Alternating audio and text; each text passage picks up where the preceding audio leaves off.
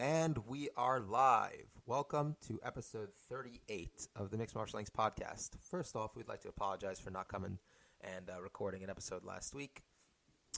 There were some technical difficulties. Fuck you, Google, for getting rid of the Google Hangouts automatic record on YouTube feature. You guys are assholes. Moving on, we're going to talk about a bunch of stuff today. We have three cards and two other fighters we need to cover. So let's just get the quickest stuff out of the way. First of all, thank you all so much for joining us. I got Bilal with me, no Alejandro, so that's weird. It's usually the other way around if we're missing anybody. Say hi, Bilal. What's up? All right. So follow us on Twitter. Subscribe to the YouTube channel. Follow us on SoundCloud. Share, support, all that good shit. And buy my beef jerky. Ben's_beef jerky on Instagram. I swear to God, it's fucking delicious. It's too late right now for me to come up with Ben's meat joke, so it's okay. I got you. You've never been jerked like Ben's meat with Ben. Like, it's fine. Don't worry about it. They get the gist. Quick discussion about Demetrius Mighty Mouse Johnson moving on from the semifinals of the Flyweight Grand Prix against Tatsumitsu WADA. So even though he's in ONE FC, he's still getting WADA tested. So we have that going on. So he won by decision. He lost the first round. Apparently there are some people who thought Mighty Mouse lost that fight. So no. Just no. Absolutely not. He did not lose that fight. Eddie Alvarez got the shit kicked out of him for a couple minutes and then hit a wonderful sweep, turned it into a back take, and he was on top in half guard, and then he worked her back to get to the back, and then he choked out Edward Folayang. So, amazing comeback, but good God, if this wasn't Eddie Alvarez, I would think like this guy's, even though it's Eddie Alvarez, I'm nervous because he's like getting hurt by everything, like literally everything. What? It kind of makes sense also because generally the way you distinguish between like regional talent and like international talent is that regional talent tend to lose on the ground to international talent for the most part. True. Very true. So. I'd also like to mention James Nakashima. He defeated Yushin Okami by unanimous decision. He's a guy to keep an eye on. Dude's 12-0, and he's now beaten. He's got some UFC vets on the on his resume. Kyle Stewart just fought a couple times in the UFC. Derek Krantz fought as well. He's got a decent record, and he's 12-0. He's grappling based. He fights out at the MMA lab. 30 years old, so there's a lot of not. I don't know how much mileage he can get out of this career at this point, and he's got 11 decisions, and 1 TKO victory. So, yeah, but still, impressive win. I was really impressed. It's not often you get to see a welterweight out-grapple Yushin Okami, so good shit. Well, the MMA lab is a really good camp. Oh, yeah. It's a very underrated camp, for sure. Yeah, I think it's because they kind of solid everywhere, but they don't really have any, standout skill sets that really pop out at you. Yeah. I mean, look at their best guy ever was Benson Henderson, probably, right? Yeah. And, yeah. All right.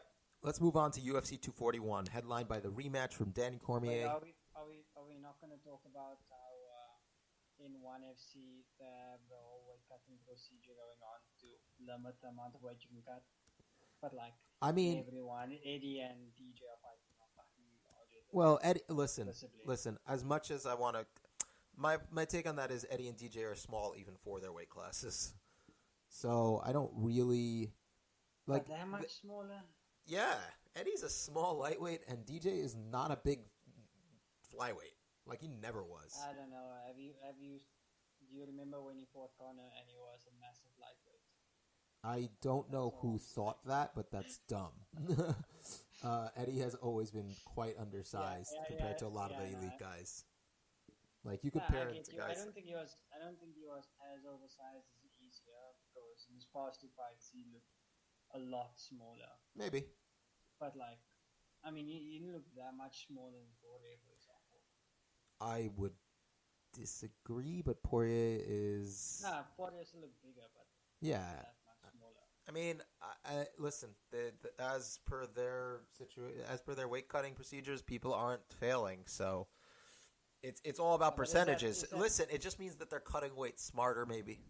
Like I don't think it means that they're gonna necessarily cut less weight.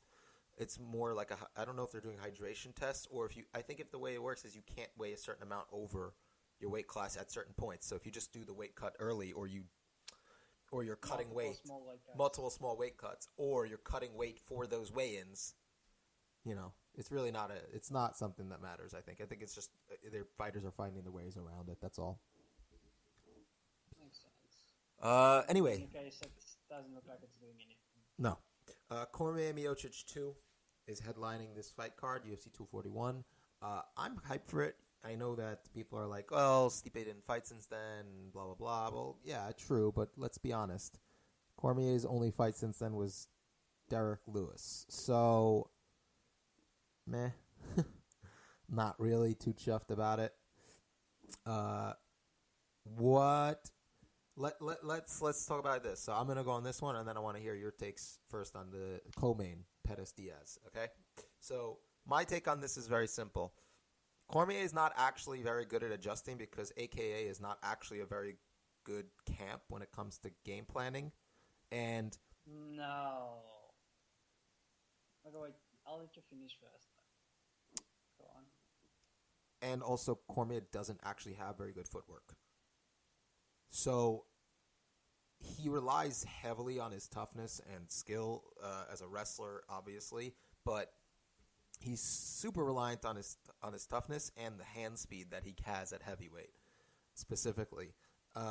He's not actually very good in terms of utilizing his footwork, and while he has at lightweight displayed a pressure-heavy game, I mean, the guys who he used it against, like guys like Gustafsson, are not very good in terms of their footwork either. So against someone like Stipe Miocic, who we have actually seen display some solid outfighting technique and footwork before to a good effect in terms of beating Francis Ngannou, for example. And I'm not talking about just landing the takedowns to beat Francis Ngannou. He tagged Ngannou harder than Ngannou's ever been tagged before, and rocked him, in my opinion.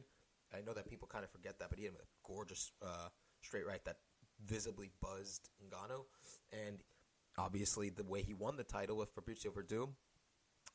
Aside from that, he hasn't really utilized it because he fought guys like JDS and Alistair Overeem where he was pressuring.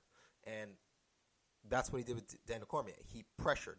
And the problem with that is that Stipe, this is something that was pointed out on Heavy Hands, where it's like he isn't actually a natural pressure fighter.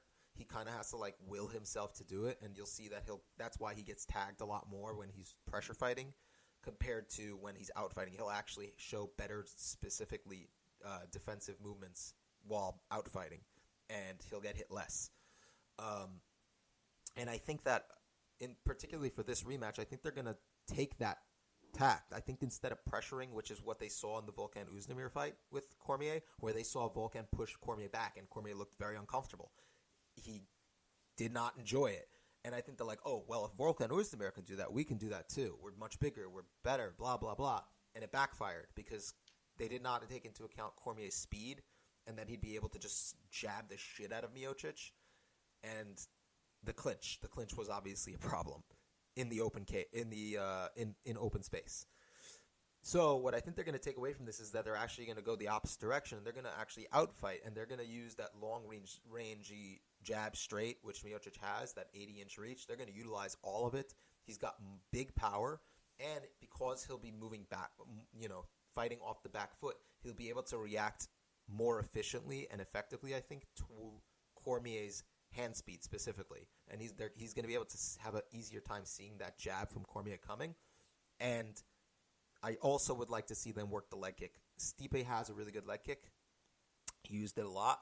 His biggest issue is that he doesn't check leg kicks himself, so he'll actually get hit with some really hard ones. But Cormier doesn't really kick the legs too much, and even when he does, it's not really crazy. He doesn't throw a ton of power in that. Plus, Cormier has dust for knees as opposed to actual functioning knees. So that's kind of where I think we're going here. I think Miocic is going to adapt really well to Cormier, while Cormier is just going to do his usual thing, and it's going to backfire. I think that Cormier is going to actually lose by KO round 3. What are your thoughts? Well, okay. First, I don't think that AK are bad at game planning. I'm not saying bad, but I wouldn't call them particularly good.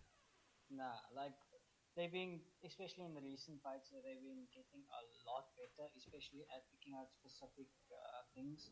So like in the Jones 2 fight, DC came out looking a lot better with his pocket boxing instead of just constantly pushing with a clinch, which they obviously identified that John isn't that good in the pocket.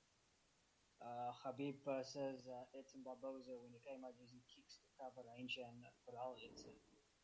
Also a really good specific game plan. An element of it.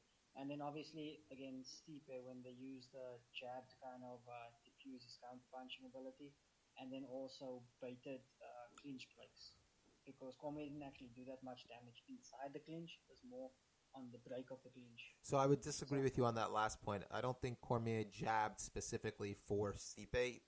Cormier actually used the jab a lot in every fight. So I wouldn't say that's a game plan specific thing. With regards to Khabib, he also kicks. Like, he's not a non-kicker. He kicks plenty. No, he kicks plenty, but like it's not consistent across all fights. Cormier's jab, he focused. I would say more than on previous fights. I would say if you said Khabib using a strike that's not something he doesn't consistently use across all fights, would have been the jab that he displayed in the Iaquinta fight, because that was like the first time we really saw him use that like in a meaningful way consistently.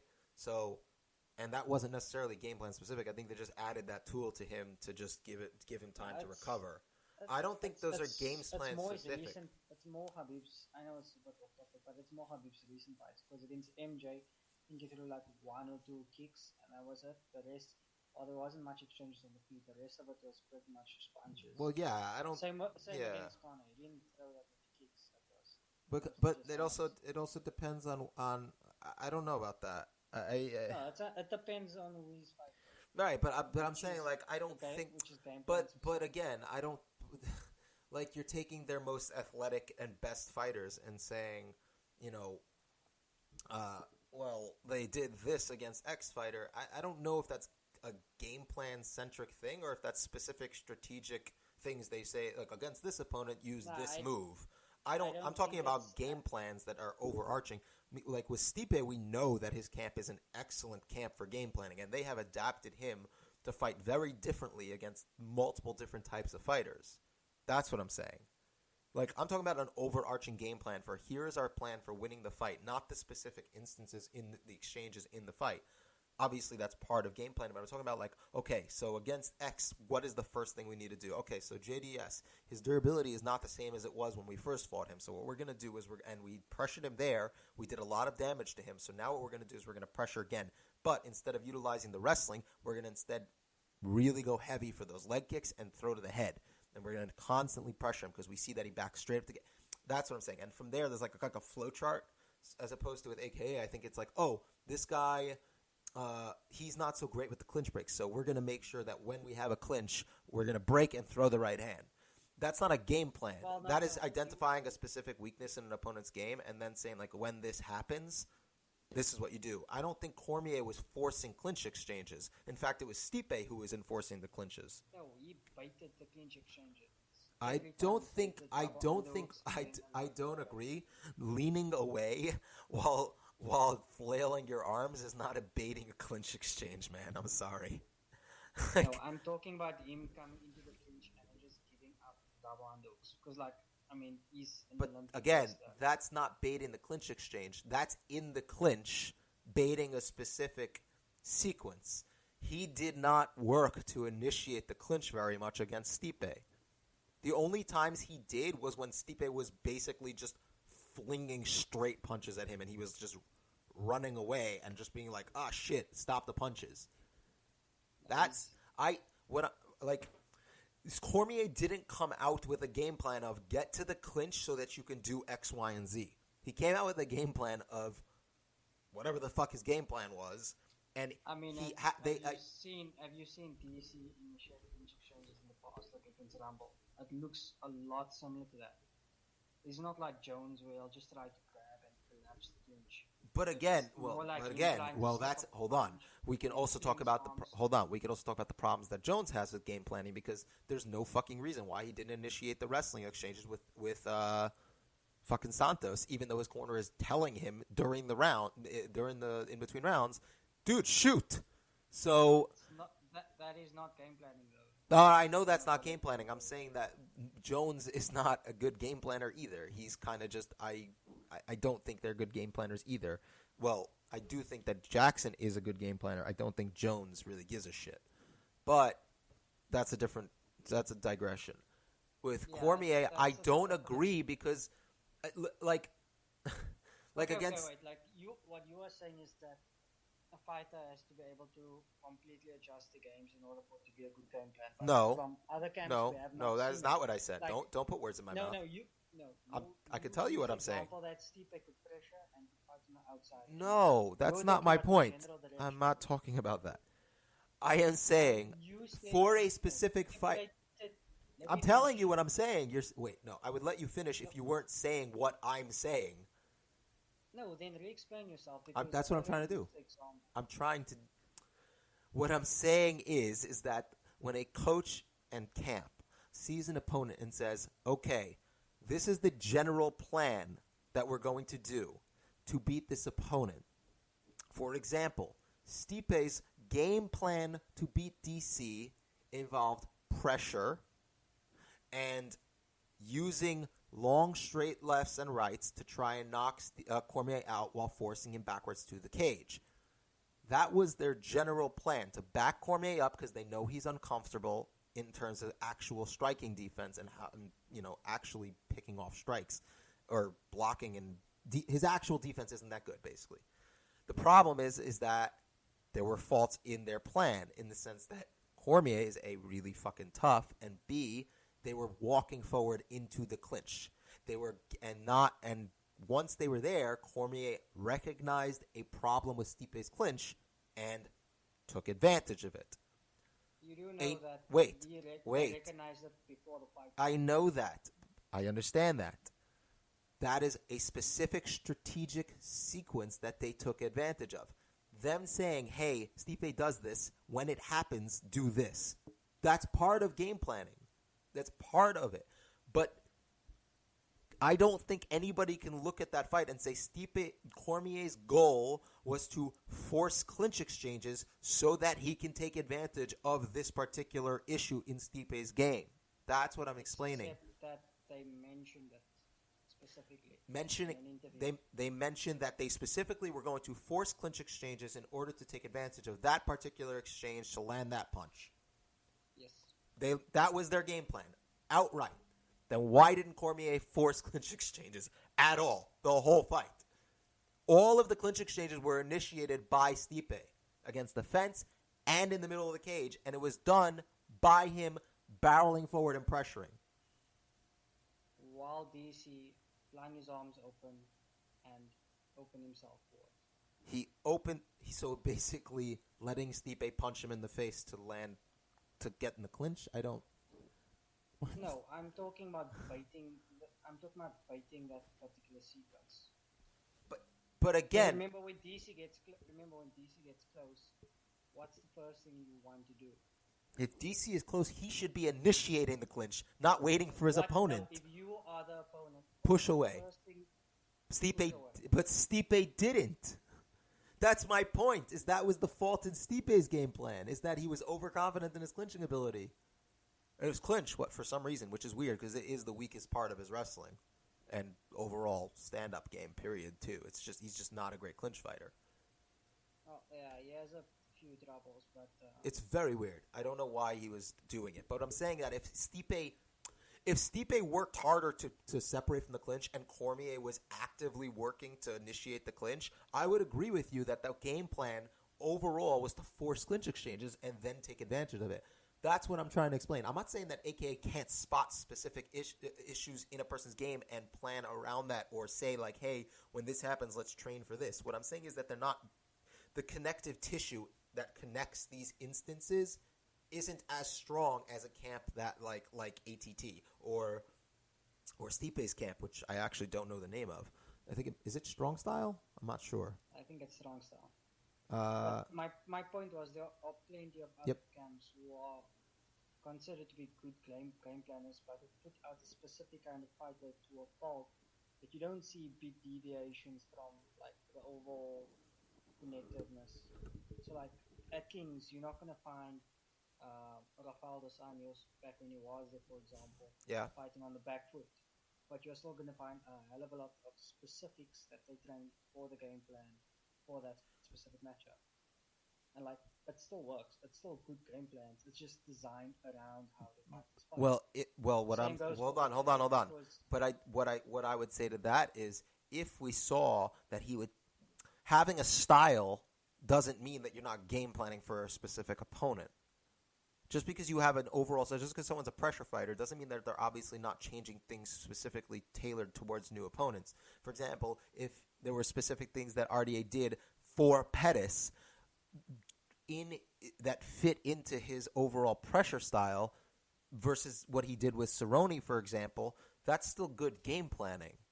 I'm not saying that you can't game plan. I'm not saying you can't game plan with a specific. You're saying like with DC training those specific things.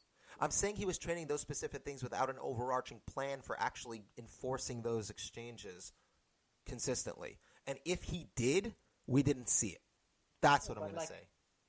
He's always initiated clinches by kind of flailing his arms wildly and trying to slip punches. But he would be the one in. Hold on. He would initiate. But he would initiate. Well, Rumble didn't let DC initiate the clinch at all. Because Rumble did it himself. Because why the fuck not? I am talking about the second fight. Oh, the first one? I'm not saying Cormier is super technical when he does it. I'm saying that against Rumble in the first fight, you saw him actively working to get into the clinch. Actively. Like, he was the one going for it. Just listen for a second. So, he still pressured Rumble in that fight there. But when he initiated clinches exchanges, it wasn't super clean or looked like it was looked like he was really diving for it in that sense. Because his basic plan is when someone punches, slip the punch and kind of flail your arm wildly so that if you get the guy around the neck with your arm, you have an entry there. Right? Okay, I understand that. That's still an initiation. Yeah, but it's initiation of someone else's activity. So if Steve I understand that, but I'm saying DC is flailing around wildly, it leads to the same thing. Stipe grabbing the clinch is not the same as as Cormier grabbing the clinch. Okay, so what I was getting at earlier is that we've seen this from DC for a while now, but like he will keep his arms open. Let me put it this way. Hold on. Let me put it this way. Wait, let me finish first. We've seen it in the bulk of Uzumir fighters. So you will kind of leave his arms open that when he gets close, he wants you to kind of take double underhooks because everyone knows he usually tries to drop down for the high crotch, right? Not in the open cage. In the open cage, he has gone for the high crotch quite a lot. That's how he took Gus down. That's what? That's how DC took Alexander Gustafsson. It wasn't open cage. It was pretty close to the cage, actually. No, that flip came up in the open center. I'm pretty sure they were on the outer rim. I don't know about that. It was still not a fence takedown. It wasn't necessarily a fence takedown, but it was not open cage. Gus didn't have a ton of room to run. No, DC still had enough space to run the pipe before he actually lifted Gustafsson up. So, like, if they are that close to the cage, DC wouldn't have that space in any case. No, I understand. Oh, okay, I see what you're saying. Yeah.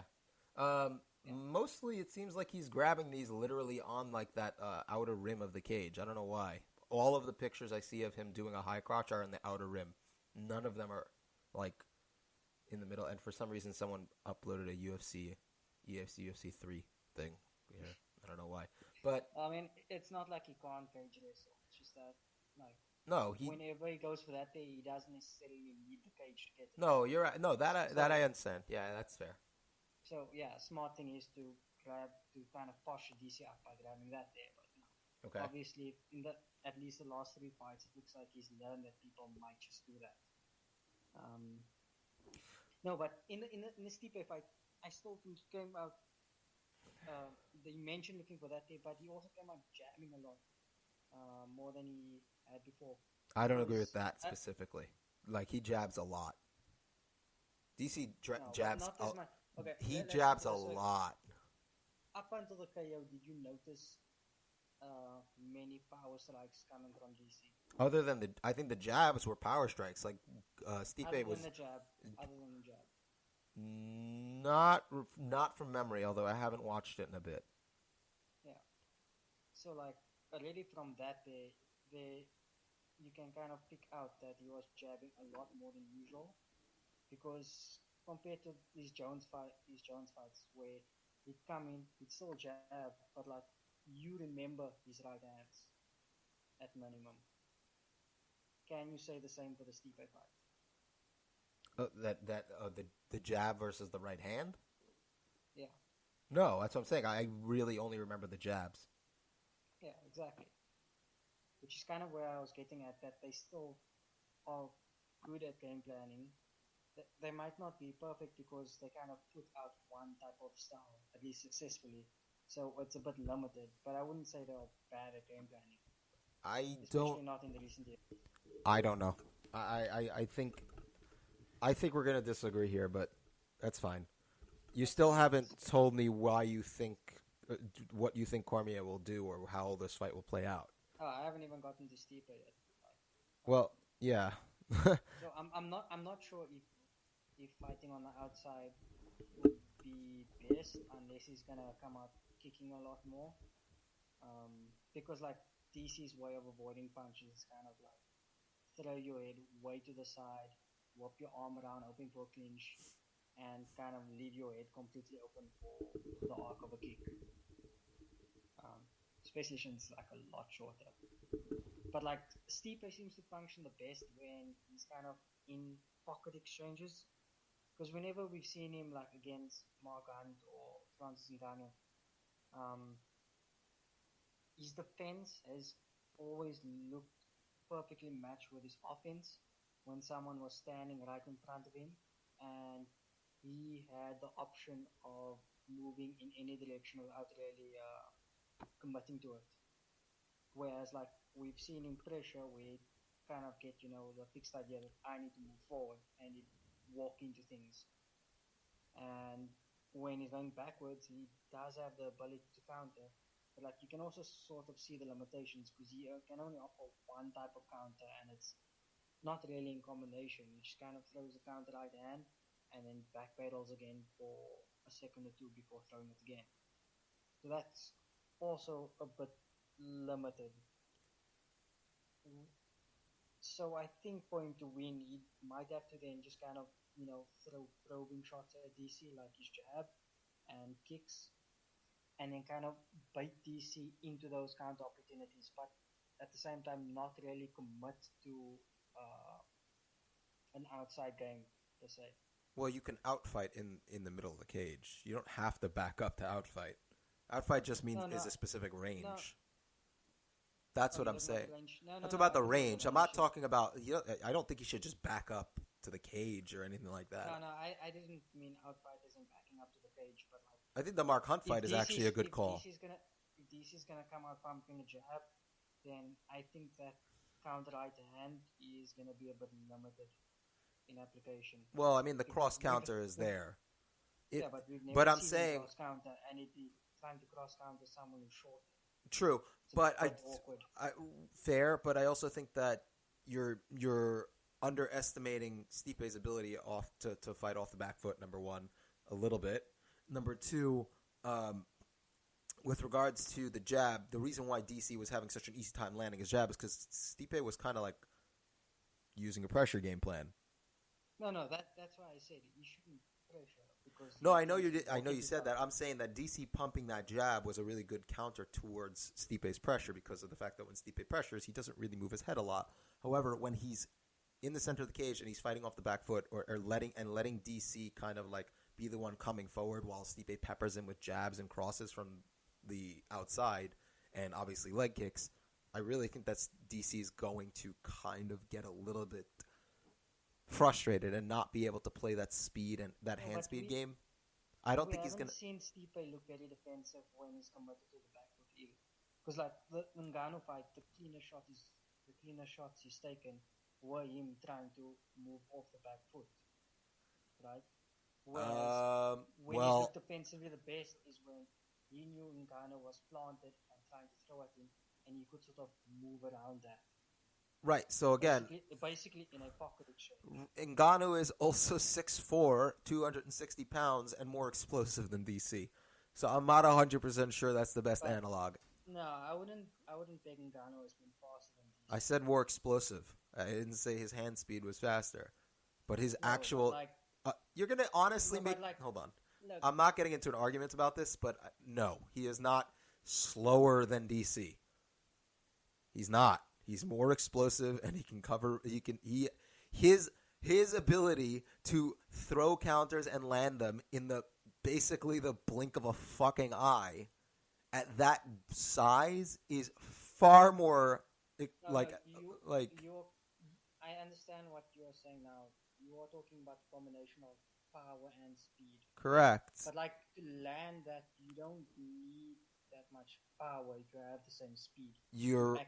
It's also that Ngannou has longer arms and a more size to work with.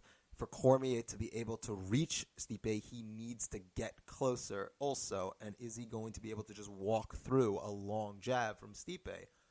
I don't think so. You're getting a bit ahead of yourself. I was talking about Stipe's ability just off the back foot because he doesn't really throw jabs that consistently once he's on the back foot either.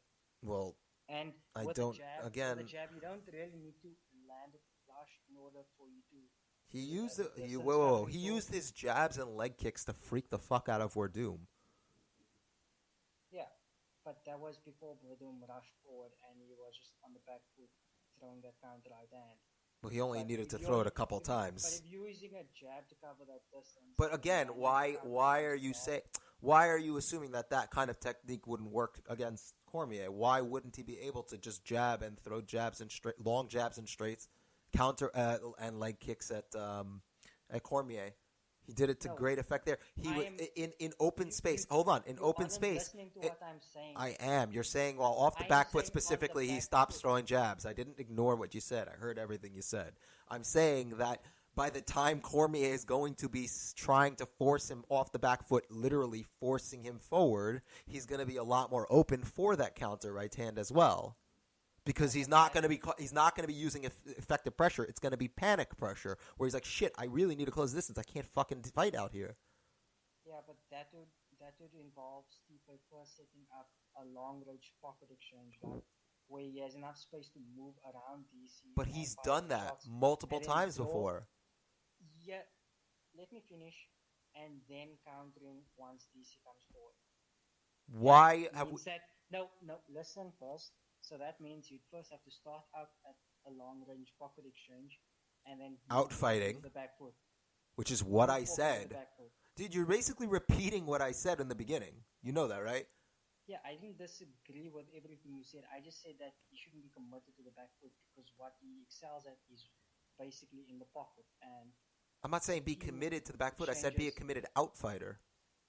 Yeah, and I didn't say that he shouldn't commit to outfighting. I said he's bad on the back foot.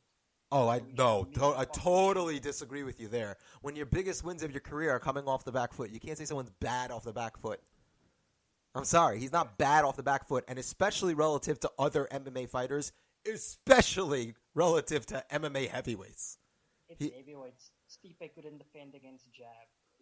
He couldn't defend. Okay, listen. Are you going to honestly tell me that every single top 15 lightweight can defend against a really good jab? A lot more than at heavyweight. Okay, but we know that the relative skill at heavyweight is lower because it doesn't need to be higher. That's what I was saying. Like, okay, let me start from over. We've seen him do specifics on the back foot, right? But we've also seen specific failings off the back foot. Where we've seen him kind of excel at is when he's been able to. Well, what failings? What failings? I'm just asking you to detail what failings aside from the Ngannou fight. What failings? Let me finish talk first, and then I'll get to that. Right? Where we've seen him excel is when he can mix up all his skill sets. So he mixes up his ability to move around in the pocket. He mixes up his ability to pressure in specific instances, like against JDS, and mix up his ability to counter off the back foot, as well as his wrestling, right? Those are when we see him really excel. Because then he can pick the instances to use what he's good at, and then use him in those instances. When we've seen him kind of commit to a specific direction, right? We've seen him kind of drop the head movement a bit, and also what's the word now? And also the types of exchanges, basically the variety of exchanges used. So like when Verdum was dashing forward, like he was still landing those counter rights almost with ease, but like he wasn't really, moving his head at all. And those counter rights were always Verdum coming forward, him stopping, throwing it, and then moving off the back foot again. It wasn't that badly, like he wasn't dropping in for a quick level change when that happened. So I have a problem with this. Is that you're saying that his defense kind of falls apart and all that stuff with in off the back foot specifically. Well, aside from the Ngannou fight, can you point to any specific instances? And I have a comment on the Ngannou fight specifically. But I want you to, can you point out to other instances where you saw his head movement completely disintegrated and he was getting hit consistently? Because I really can't think of any. Well, in his recent fights, there hasn't been that many chances we've seen that. I mean, his recent fights are basically first-round KOs. Well, true. Aside from the Ngannou fight. But even before that, who's been able to do what you said? To say it's a problem, you need to have a pattern. Who? What was his last decision? Junior Dos Santos, and he was pressuring the whole time. Yeah, I already thought of that there, but that's what I'm saying. Like, you're saying it's an issue. So far back, but that's what I'm saying. We haven't seen what you're talking about. And here's the problem with your reference to the Ngannou fight, is that Ngannou was only able to land 24% of his significant strikes in that first round. Yeah, he landed some big shots, but he missed 76% of his strikes. Yeah, but Stipe That's wasn't committed terrible. to the back foot. Yeah, he was. In the first round? Not as much. In the first round, he was. A lot of what he came at was meeting Ngannou in the center of the octagon. And we know Ngannou likes planting. The entire first 3 minutes was Ngannou literally trying to take off Stipe's head and pushing him back to the cage. He didn't back up until Stipe landed the counter right hand that you've been talking about. He did not back up. I've watched that fight a bunch of times. At least that round, because the rest of the fight is actually not fun to watch, but still. Stipe was fighting off the back foot for most of the round because Ngannou was running at him, trying to kick his ass, punch his head. And he missed most of his shots. And almost all of them were at the head. I think almost all of them were at the head. He didn't throw 14 of his 15 shots were at his head. One was at the body. I do not remember which one was at the body. Doesn't Ngannou throw to the body? No, that's why I'm trying to figure out what it was. I can't remember names. Also, what the fuck? I have to go back to 2012 to find the Stephen Stroh fight where he actually pressured Stipe. The pressure for... After that, it was people running to takedowns or people who just are easy to pressure. I do know this. I actually have watched My Wife Is Being an Idiot. I'm sorry. Go away, Rissy. So with the Struve fight, what the fuck? Heavyweight does not have a lot of variety. No, it doesn't. Stipe against Struve. We have to move on after this. By the way, we've talked about this a lot. I don't want to consider Stipe. I consider even so, the first round was mostly in the center of the cage. They were actually pocket boxing a lot. It wasn't Struve didn't really pressure until after he poked him in the eye and then he slipped. So, which is bullshit. Every single loss except for both of Stipe's losses in the UFC, the knockout losses, came after eye pokes. Just saying. I'm just saying. Yeah, I wouldn't put much stock into the second one since he also poked DC. But true. Fair enough. Like, I mean, if it was a one-side thing, I'd be like, yeah, he only loses when guys eye pokes him. But well, that is still it is still true. It is still true. All right, but we're gonna move on. Pettis Diaz. Oh wait, no. Do you have a prediction before we go on? Like, I mean, I mentioned before, Stipe has a route to win. So just depend on if he's gonna double down on what he did in the previous fight, because I don't know, MMA fighters sometimes do that. Or he's gonna come out and actually try throwing kicks and peppering on the outside and throwing DC into those counters. Because like, this is not a prediction. This is not a prediction. I just want you to pick a method, a person, a method, and round. No, fuck you. Mostly because we really need to move on. We're 41 minutes in. I don't see DC winning by KO again. What round? I don't know, Stipe, unanimous decision. All right. Stipe, you got a UD for Stipe? Yeah, that seems most likely. DC is still like extremely tough, has speed advantage, but like, I don't know. It's generally easier to game plan when you are the losing fighter in a rematch, because true. You know what you did wrong. The other guy just come up and doing the same stuff. Also, we might see Stipe come out with a completely different game plan. Yeah. So which is hard, right? That's what I'm saying. You can't game plan for what the guy might come out unless you know they only have a specific style. But whatever. Anyway, Pettis Diaz.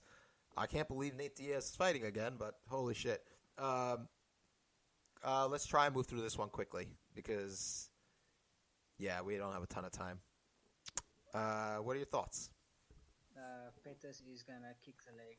Yeah, he's definitely going to do that. But Diaz has said that he's going to try and emulate the Ferguson game plan, but not. So he's going to get kicked in the leg and dropped. Yes. Also, I'm genuinely.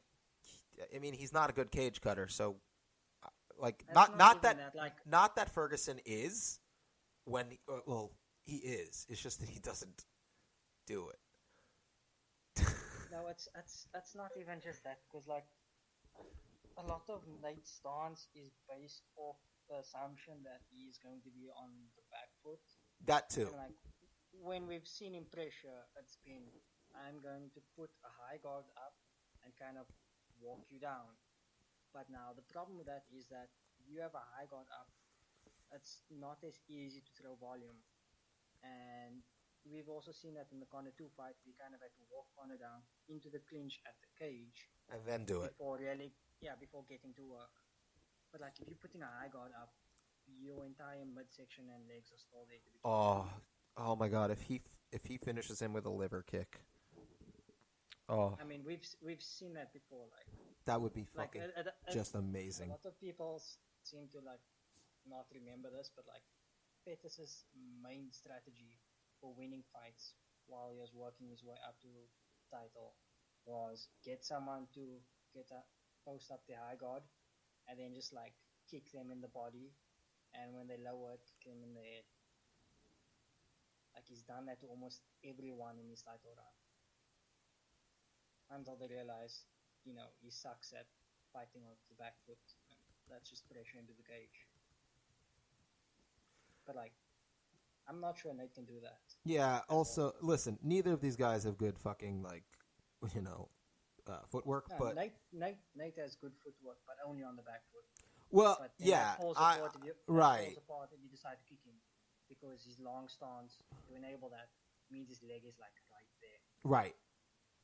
Right. So that I hear you there. Okay. So realistically, I don't see too much to talk about. I mean, these guys are such are such known commodities. So I honestly think that Pettis will win a decision. I don't think he'll finish Diaz, but I wouldn't be shocked if he does.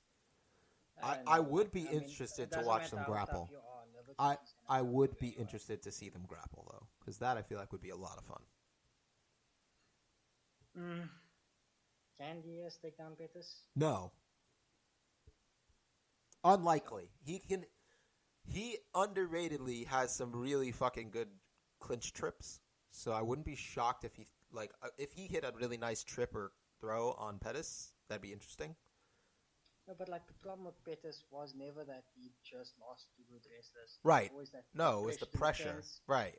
And then he was there for long enough that they could, correct, mix it up like RDA. Right. Nate doesn't do. Or they could just kind of grind him in. Well, look at Eddie Alvarez. Eddie Alvarez is not a great wrestler. He's solid, but he's not a great wrestler. And he was able to just pin Pettis up against the fence and lose the fight and somehow get the victory. Yeah, but like Nate's a worse wrestler than that. Right, much worse. Moving on. Yoel Romero, Paulo Costa. Holy fuck. Romero is going to win by third round knockout because that's what Romero does.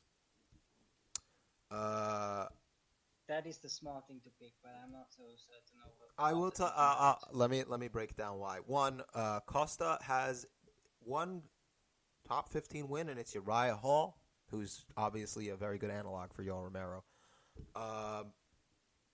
Two,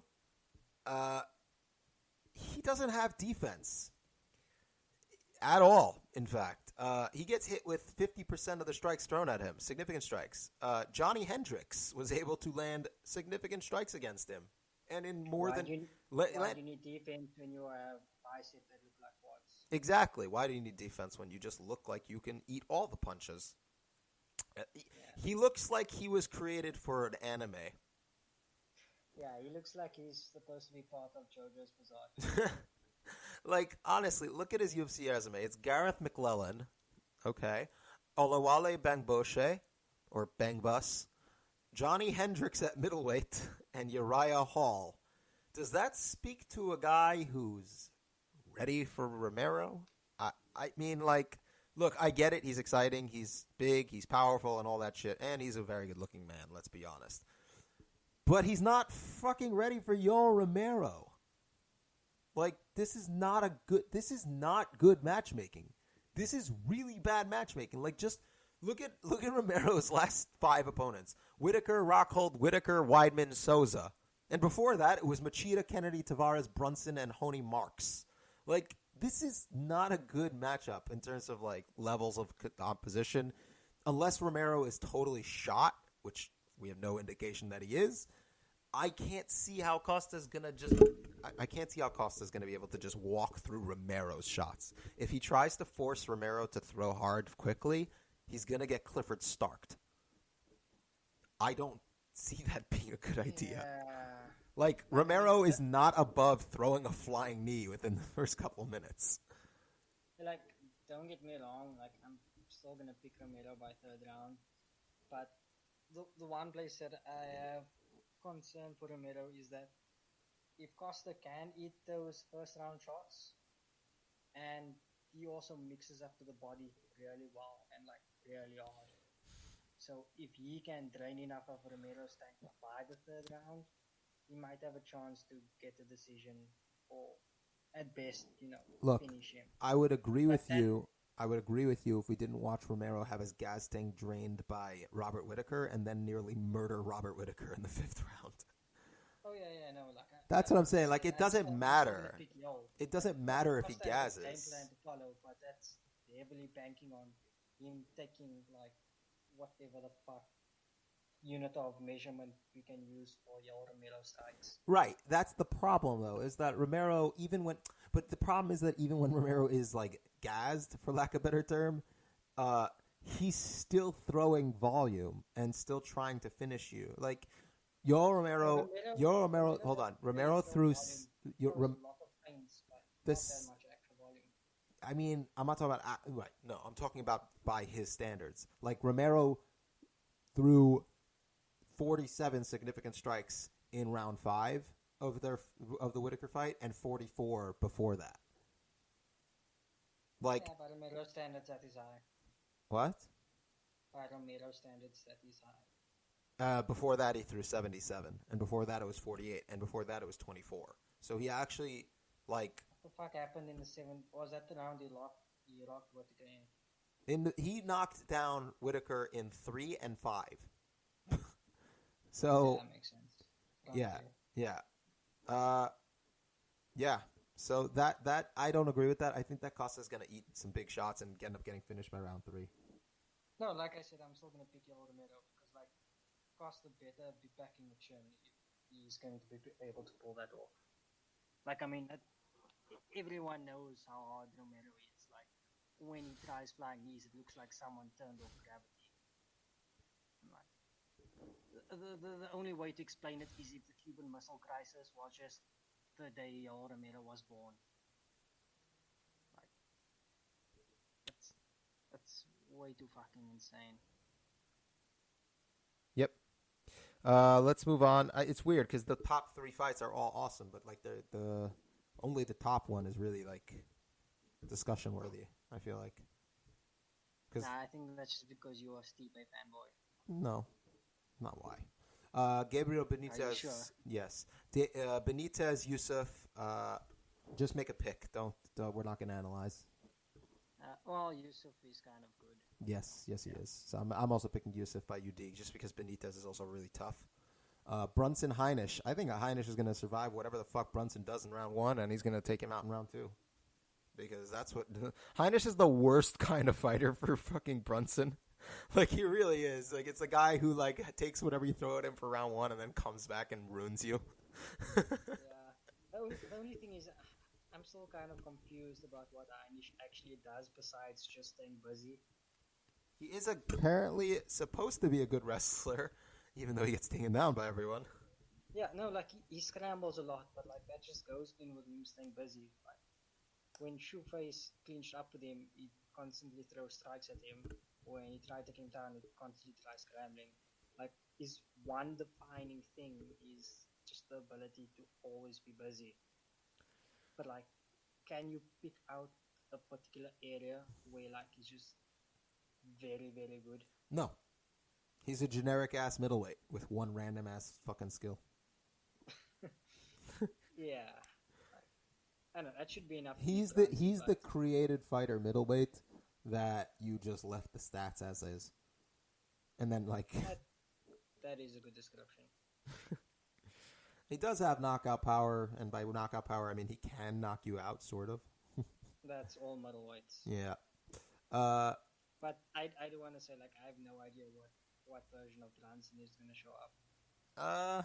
Hopefully the one that goes nuts and tries to finish you in round 1 before falling apart. Well, I mean, it's... Because that's the fun one. Or, like, the Super President one, or, like, in his last fight, the Henry Wolf version. You know what I would like? Who stands like a kickboxer, but right. doesn't actually throw that much. I would like to see the version of Derek Brunson that fought Yoel Romero. That was the best version of Derek Brunson, honestly. Honestly, there's been so many versions of him. I don't know what we're gonna see. The one that took down Yoel Romero and almost finished him on the feet and almost finished him on the not almost finished him on the ground, but like nearly kicked Yoel Romero's head off, took him down multiple times, beat him up on the ground. That one. Yeah, but can you actually like say for certainty that some random ass fuck version won't come out?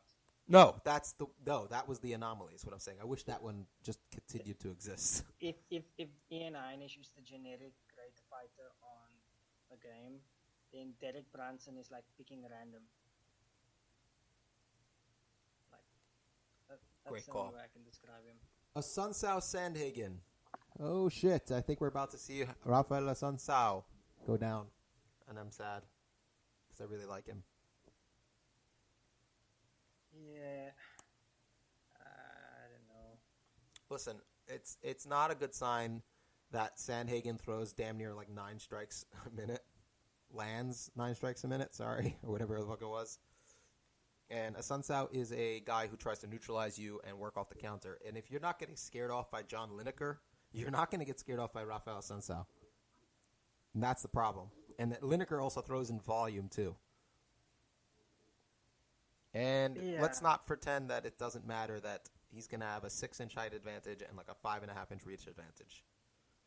That is absurd. Santos at the point in his career where like he's a known commodity. You know everything about his style, but at the same time he is so well rounded that like it doesn't matter for the most part. Yeah, like he has a few different ways to approach his fight. Like I'm not saying Sandhagen can't do exactly what you're trying to outline right now, but it's always a bit tricky with these kind of up and comers versus a completely known commodity who just so happens to be good at everything. Because, like, we've seen it a lot of times where, like, they'll fight the up-and-comer will fight the vet, and then all of a sudden we'll see, like, oh, they are not so good at this one specific area, which just so happened to pop up in the fight. True. I'm still going to pick Sandhagen. I don't have a problem with that. Yeah. It's just, it's these type of fights you kind of need when you see a prospect come up, because you need to get the gauge on just how good they are at.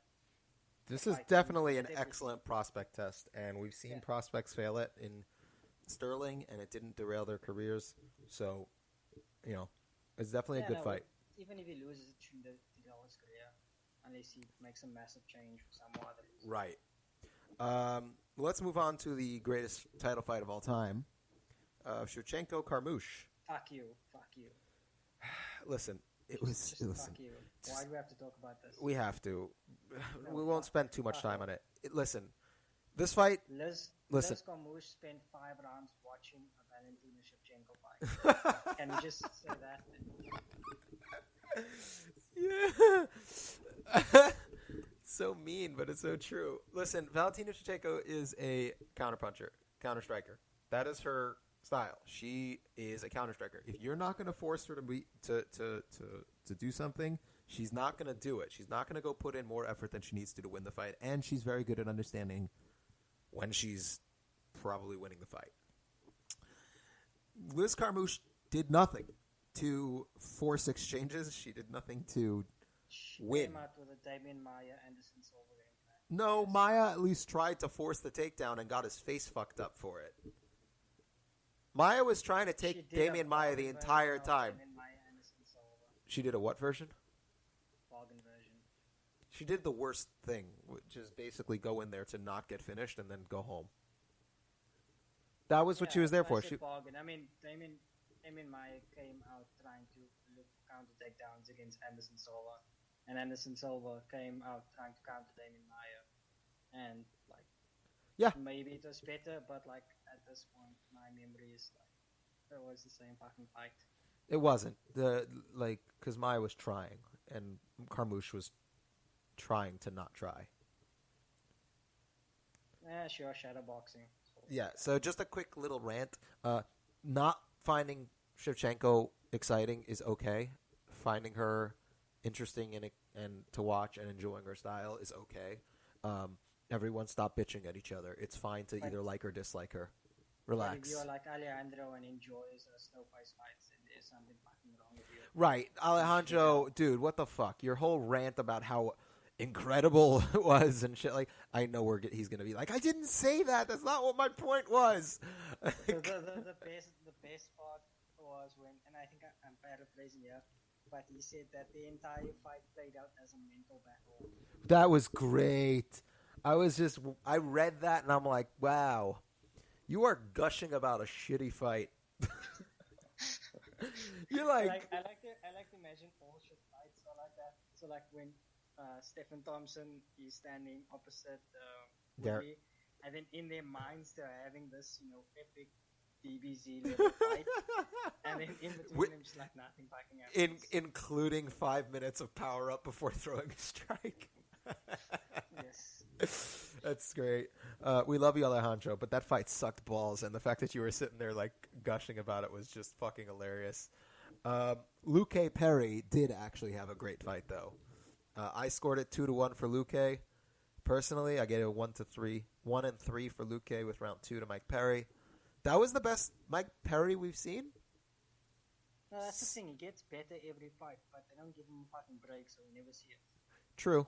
And Luque Luque decided to give him exactly the fight he wanted, which was just fucking dumb. Shoot a goddamn takedown on the guy who literally doesn't have a good ground game. Yeah, but didn't I say that was going to happen? Yeah, but I was hoping that Luque was smarter than that, honestly. Look, I'm not saying MMA fighters aren't smart, but no, you could say that. 95% of all their fights look a certain way, then most of their future fights tend to look the same way with small variations. I mean, when Woodley fought Usman. The thing is, his trainer was we've seen him walk forward, and Woodley didn't. That wasn't surprising at least because he can walk forward for 30 seconds, and then his natural instinct takes over. True. Listen, we saw that cross counter that Luque loves used a lot. We saw Perry. By the way, this is why I was saying beforehand that I could totally see Perry winning this fight. Right? I don't know if you guys remember. I got shit on. I think it was by Alejandro. Not shit on, but I think he was telling me no, I don't see what you're seeing. And I said that no, Perry can catch Luque with in those exchanges, and he's really powerful and really fast, and he can absolutely land those punches, and he did. He was able to stun Luque, even though Luque no-sold the shit out of them, but he caught Luque with a lot of really good strikes, and he did some really good stuff, specifically in the exchanges, even where Luque should really have the advantage. He was able to actually get the better of Luque in a lot of those punching exchanges. It's because Luque is sort of a Dutch kickboxer. Yes. Yes. It's not the complete Dutch game, but you can see that he's not trying to create distance. He's trying to stand in the pocket and kind of catch and pitch counters as they come. And he's really good at it. He's really good at it. The problem is when you face guys who are physically capable of matching you while also probably hitting harder than you, shot for shot. Well, that's if they're losing. I was going to say the problem is that if you're going to do a catch and pitch game, your high guard can only cover that much area at once. There are going to be openings. And with the MMA gloves. In the shot set, yeah. And we saw that in the punches and strikes that Perry did connect, because it would be down the center in between his two arms, or through the big window that forms on the side of your head. Yep. Those are normal things for high guard. Yep. I hope Luque gets a grappler next, because I do want him to eventually face some top competition. It's the UFC. You'll probably be fighting on that top 20 to 15 range for the next 4 years. You know he's going to fight Robbie Lawler next, right? No, they're teammates. Are they? Unless Lawler changes camp. Yeah, Lawler is now with Wolf, he's new. Oh shit. Never mind. Damn it. That would have been that would have been. On the other end, though, RDA is coming off a loss. How does that sound? 2 pressure fighters, but one of them is actually not pressuring so much anymore these days. Versus someone who likes countering. I feel like RDA is going to get knocked out there. I don't want to see that. Possibly, but he's an old fighter now in a gatekeeper role. Right, but I like RDA, and I don't want to see him get knocked out. I don't want him to get knocked out. That's all. No one wants to see RDA get knocked out. Right, but I think if anyone who is anti-RDA. Right, but that's what I'm saying. I think if you match him up with Luque, he will. I don't see how. I don't see how he's gonna beat Luque. Honestly, you can't protect all your favorite fighters if they are established up in the division. You have to let him fight out. Oh, you know who they're gonna match Luque up with? Shit, they're gonna match him up with Eliezer dos Santos. No, Elieser's fighting. Magny? The Leech, isn't he? No, yeah. Well, it doesn't matter. He's going to win, and then they're going to match them up. Who should we match up next? How about those 2 Brazilian guys? I'd rather see EZBS fight Oh, I don't want to see it. I'm telling you what they're going to do. Oh, yeah. That makes sense. I mean, Also, what the fuck? What the fuck is Ponzinibbio doing? I have no idea. Like, is he injured or something? Yeah, he was scheduled, I think, or something, and then he was injured. I don't know. I know for like the past 3 years, it looks like he's just been calling out RDA, getting rejected, and then like sitting out until he's forced to fight someone else. Yeah. So. Wow, he was supposed to. No damn, he was supposed to fight Usman. I didn't realize. On fight night. That must have been a long time. Yeah, May of 2018. Who did? The Demian Maia fight. Yeah, that was the Maia fight. That would have been much more interesting. All right. Finally, we're going to move on to Volkan Oezdemir beat the shit out of a god. And that was awesome. And that's why I picked Volkan Oezdemir to win by knockout. Because... who didn't pick Volkan to win? I don't know. People? Like, who? Shut up. If everyone knows you have to get Latifi on his telephone point to actually beat people. That's mean. No, but like he tends to gas up early. It's not that good mixing up level changes. Right. That with a striker, and he's not that good at like damaging top control. No, he's not. He's not actually a very good fighter. Yeah, well, he's good at specific things, but that specific thing's only there. Dude, it's light heavyweight, man. It's light heavyweight. Yeah, I know. I was getting there. Like those specific things are basically like. You are not a good striker. I will wrestle you now. You are not a good wrestler. You are not a good striker. I will strike with whatever. It's like, oh, turns out if I throw this right hand, you'll stand there and let me hit you in the face. I'm going to do that. Then there is also... If I gas out, you won't just constantly turn up your output. Exactly. And Rodolfo Vieiro submitted Oscar Piochota with a arm triangle choke. I think you should take this because you are the only one of us who did BJJ. What, you want me to talk about other? I actually did not get to watch this fight. That's what pisses me off. But I did want to. I know. I'm going to watch it. It's like your one job. I am going to watch it. Trust me. Mostly because I really want to watch it. But I did see some people who were talking about, like, I didn't understand. How did he just, like Piochota is a really good black belt. He's a black belt under Drysdale. And I'm like, listen, all right, sir. I'm sure he's a wonderful black belt who would whoop my ass. But there's levels to this shit. The same way Piochota would probably kick my ass on the mats, Vieira would do the same to him in every way, shape, and form. You're talking about a 5-time world champion, an Abu Dhabi Combat Club world champ. The dude is ranked top 10 of all time in his weight class in BJJ. You're just talking about a different level of shit. Granted, he's most likely on some sort of stuff. But, yeah, the dude is legitimately one of the best in the world at jiu-jitsu. Like, this guy's credentials are better than Maya's, are better than Jacare's, are better than Verdum's. Like, this is in the last 10 years for sure. In the last decade, for sure, the most decorated jiu-jitsu guy. Potentially, he's right up there in terms of all-time accolades. So to enter into the UFC. So you just keep an eye out for him because if he can keep developing his striking in a decent manner. And if I'm not mistaken, he's with ATT, I think. I have to check, but I'm pretty sure he's with ATT. So that's a really good team to be with. He's with Fusion XL, and it's spelled X-CEL. God damn it. Of course. Okay, since you fucking failed at your job, I do want to say that other guy did put up He did put off Vieira's ground game for quite long periods, but I'm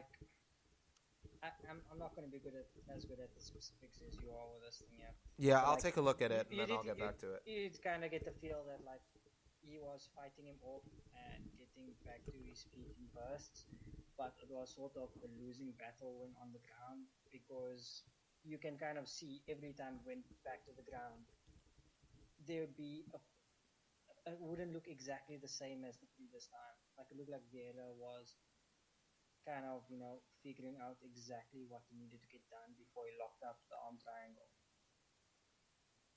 Like again, I'm probably doing a shit job at explaining. I could take a look at it, and Like- then on the next episode, I can quickly briefly bring it back. Yeah, no. When it comes to grappling, like I only have like what 6 to 8 months of judo, which is shit. So Yeah, I'm almost a decade of jiu-jitsu. Jesus Christ. All right, next. Finally, we're going to talk about the Covington Lawler fight. That was depressing, right? I was depressed. Listen, I know Covington threw 500 strikes, but can people stop talking about how he landed 500 strikes on Robbie Lawler? He threw 500 strikes. He landed like 179 significant strikes. yeah, I don't think that many were that clean either. Yeah, like a lot of those punches were like while Robbie was rolling with them, but that's what Robbie does, so it's not really. To be fair to Covington, like he had the perfect game plan to neutralize everything that Robbie stood for. So like he came out immediately, tried to tire Robbie out a bit, just to get that explosive step, whatever of it was left in Robbie Right. anyways, out of the cage. Then afterwards he was like, okay, I'm gonna throw volume on you, so much so that you are just gonna move your head for 5 rounds while I throw low power volume. Yeah. And then when Robbie did kind of try to explode forward, try to take Covington's head off, then he started wrestling. Like, that was that really. I didn't expect Robbie to just have a sprawl as takedown defense at this point. Though. I thought he would have done a better job. Makes sense that he's older and we haven't seen him defend that much. That wasn't double legs, but like I still expected him to look better. True. There's also the game plan was pretty straightforward for Colby to, like you said, get Robbie so tired that he could basically just throw a stupid amount of volume.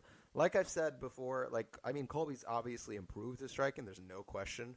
I still think it's more enthusiastic than good. But I mean, it wasn't like Max Holloway volume. No. The difference between the two is that like Max might not be that hard of a puncher, but you can see him sitting down on most of his volume. With Covington, it was just kind of like there were some shots he sat down on, but a lot looked like semi arm punches. I would say a lot. I would say flat out a bunch of them were arm punches. Yeah, like it was volume for the sake of volume, not really necessarily volume to. Keep talking, buddy. Put your way. Keep talking, buddy. Don't stop. Seriously. Huh? No, keep talking. I got to answer a phone call. Oh, fuck off. No, yeah. Never mind. Just keep going. It's fine. We're going to move on. I do want to briefly mention we had an argument about styles. By the way, I wanted to clarify that. We argued over who Colby reminds us of. And when I think I understand what he was saying.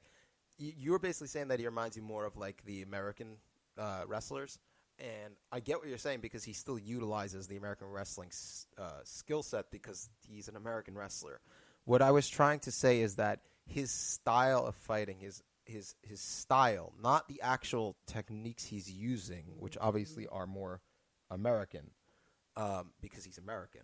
I'm talking about the style he uses is a higher volume, less dangerous version of the Khabib game plan, which is aggressive pressure early to basically just completely cow you or just overwhelm you. And instead of using the lower output, higher power striking of Khabib, he uses a just endless stream of volume. Everything is basically his style is basically a volume version of Khabib.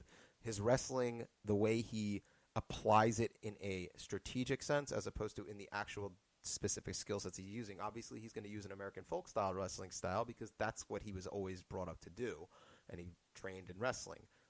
And that's why we see him use similar techniques to someone like you were bringing up Chris Weidman or something like that.